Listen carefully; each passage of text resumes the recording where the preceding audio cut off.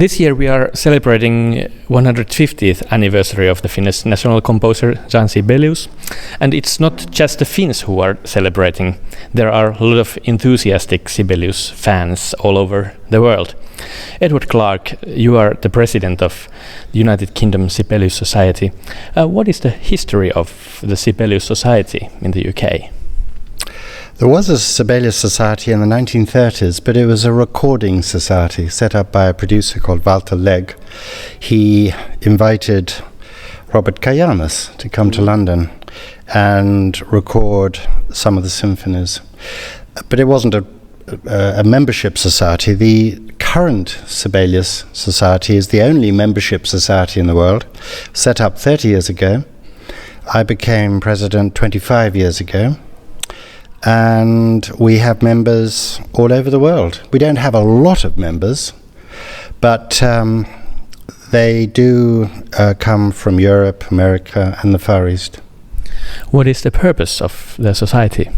I think the purpose of the society is to give a number of things. The members a chance to share their love of Sibelius. So we have a newsletter, and I'm always encouraging members to write articles of their own views and opinions of Sibelius to share with other members and a wider audience, wider readership.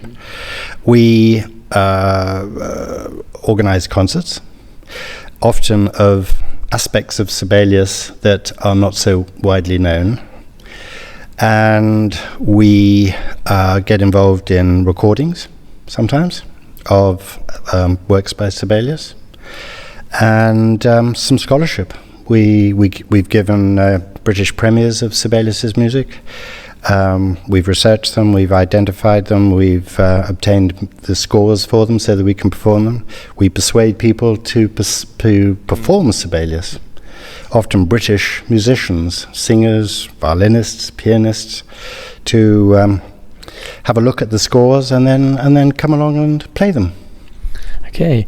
What kind of activities have you had during this Sibelius anniversary year in the UK? We've been pretty busy.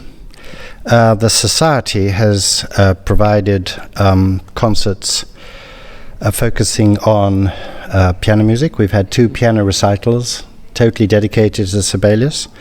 We've had a chamber music string quartet concert, which was free to members and their guests, as a gesture of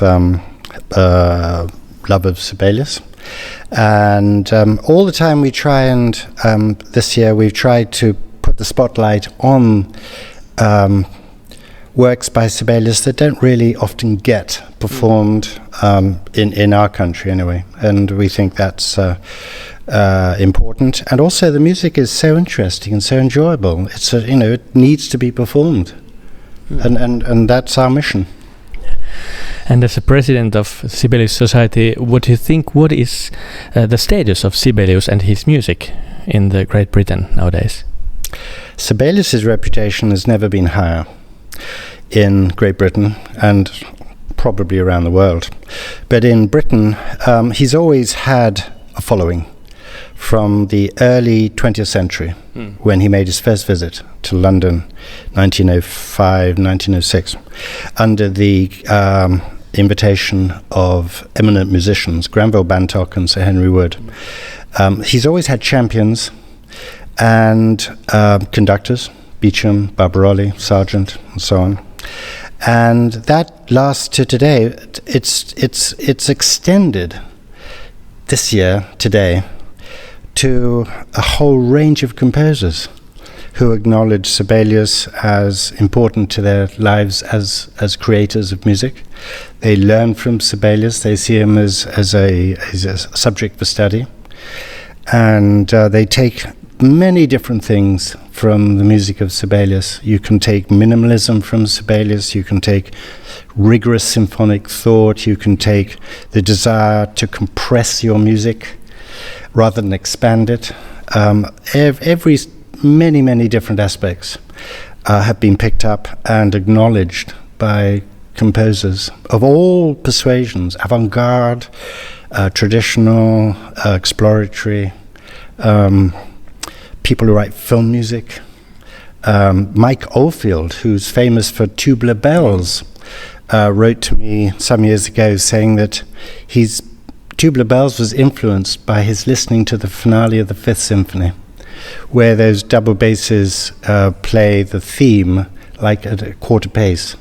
And he was so taken by it, he's sort of somehow incorporated that device into tubular bells. It's incredible, really, isn't it? Interesting, very interesting. It sounds that you have been very busy during lately. I wish all the best for the Sibelius Society in the UK. Thank you for the interview. Thank you very much indeed.